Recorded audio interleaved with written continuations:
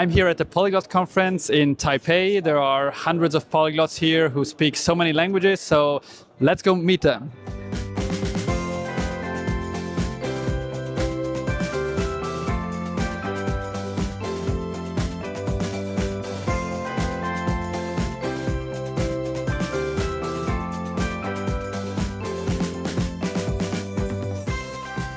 Okay, I'm now here with Samuel from Hong Kong, who speaks lots of languages. We lost count how many. What would you say, what aspect of language learning is the most difficult one for you? I think for me personally, it's not maybe not about the language itself, but more the motivation and like how to get motivated in kind of keep using the language. So I live in the UK, I live in Scotland, which is a majority English-speaking country, so I speak English every day. But other than that, so besides speaking Cantonese at home and with my friends, it's very hard to actually use another language. So right now I'm learning Scottish Gaelic and British Sign Language, so both are technically local languages to Scotland, but in Edinburgh where I live, it's very hard to find speakers of those languages or signers of those languages. So for example, in Gaelic, for Gaelic, it's usually spoken out in the west, in the Western Isles, in Lewis and Harris and Uist, in all those places. But in Edinburgh, it's in the capital, it's harder to find. So I think the most difficult thing for me is to find a chance to use those. So you have to really engineer situations where you would use them. So for example, you need to go to these speaking kind of circles in Edinburgh where different Gaelic speakers come together and talk to each other, or you can go to an online community like a Discord server where you can talk to each other. Yeah. So for me also, I am doing classes in both Gaelic and BSL. So I guess that's my way of kind of like disciplining myself and making myself kind of more disciplined in a way. Yeah, this is definitely a challenge that I've also noticed, creating an environment in which we hear the language regularly, especially when we are learning lots of languages. We get to our fourth or fifth language, it becomes quite difficult to live somewhere where these languages are always around us. And I guess that nowadays it does become much easier compared to 40 years ago, because with the internet you can kind of create this artificial environment around yourself where you subscribe to YouTube channels in French, let's say, and then every time you open YouTube you see videos in French, and so you automatically hear those and then watch those, right? Yeah, so that's basically what I did for English. So I grew up in Hong Kong, where although English is an official language, it's not really spoken outside of certain communities. So I speak Cantonese with my family, with my friends, kind of everyone does, but it's very hard to actually find someone that you would speak English with on a daily basis. So basically what I did was I tried to surround myself with English. I watched a lot of movies, TV shows, YouTube videos in English. And because it's such a big language, such a global language, there's a lot of interesting content out there in English. So I guess in that way, it made it easier for me to pick up English and become fluent in it. Yeah. And you mentioned that you're learning Scottish Gaelic and British Sign Language, which are not languages that we often hear other people learning. Probably many Scottish people themselves wouldn't learn them. Yeah, exactly. Are you generally interested in learning smaller languages, like less spoken ones or so? Yeah, I think so. I think I do have some affinity towards smaller languages.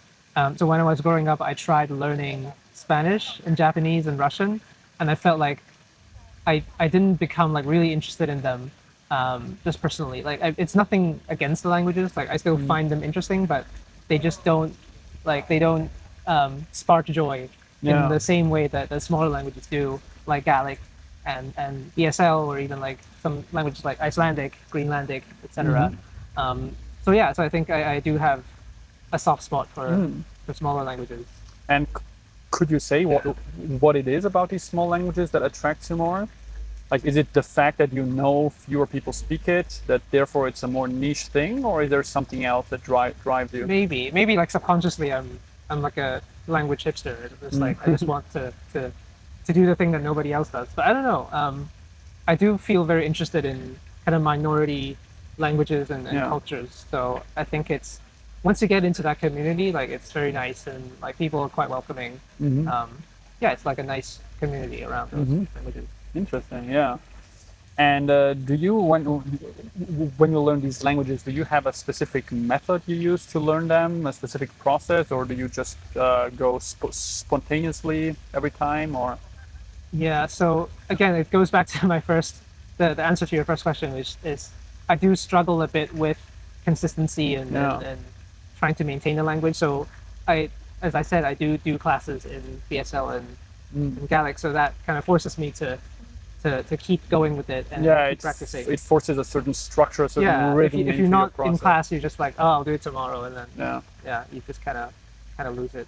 So I think in that way, I'm also in those like small communities. I'm on the Discord server for Gaelic, so at least there's like a way for me to be exposed to the language.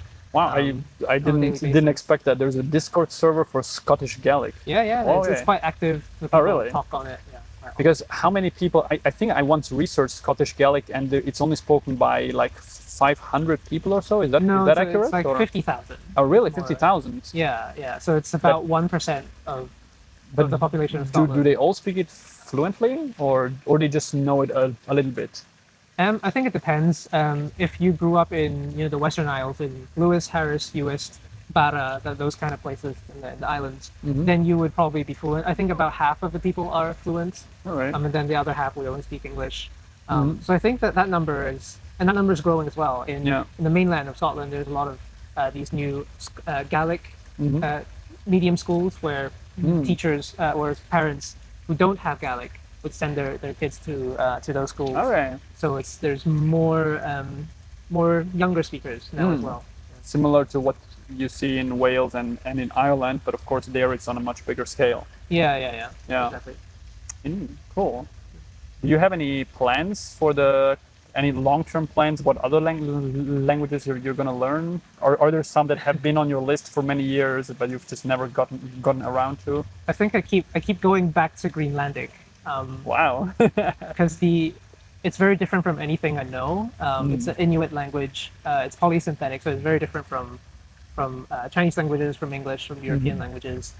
What does polysynthetic mean for those who don't know? Yeah, so it's when the different parts of a sentence kind of are mushed together into one big word, where you can't see the word boundary very clearly. So it's just like one big blob of words and grammar.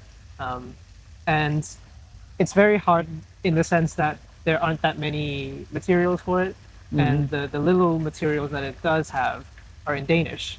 So you kind of have to learn Danish first, one language first, and then go to Greenlandic. So I keep going back to it, but I'm not learning it currently actively. So maybe someday. Yeah.